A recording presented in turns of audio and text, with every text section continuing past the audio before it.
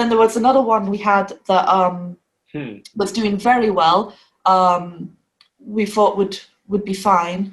And then there was like a weird spike in the data where he was basically, everything was fine. He was behaving very much. So we did a comparison between the ones that survived and the ones that didn't.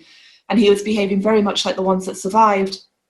And then he just had this big spike in the data where he suddenly dived quite deep for a very long time. He did a lot of very fast movements, like covered a lot of distance in a day. And then all of a sudden wasn't really able to dive at all, like did very, very shallow dives. So we weren't sure.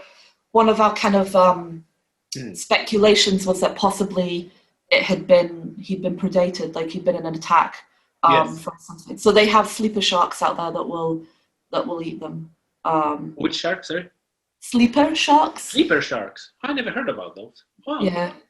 So so yeah, but yeah. So back to it seems like he was grabbed and dragged under the water, and then something happened to him, and then when he surfaced, he was already busted up and couldn't dive in. Yeah, I don't know if it was that or if he was chased, and or maybe he was chased. Went deep, or like at one point we thought he might have got the bends.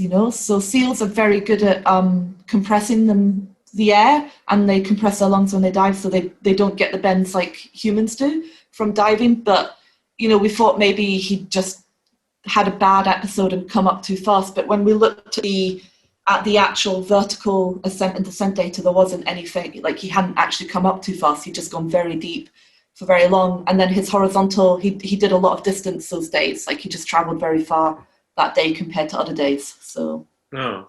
Did he recover, or did he die in the end? No, then he died. So in that study, because one of the limitations is when you have the tag on the animal and the tag stops working, you don't know if the animal has died or if the tag just stopped working. Uh-huh. So in that study, we had actually put 2 tags on each animal. So we had 2 sets of data. Redundancy, yeah. So we had a second tag that was just giving us location, and so we basically assumed that if both tags stopped working simultaneously, that was the animal dying, not a tag failure rate. Mm-hmm. And we didn't actually have any scenarios where one tag stopped working, the other didn't.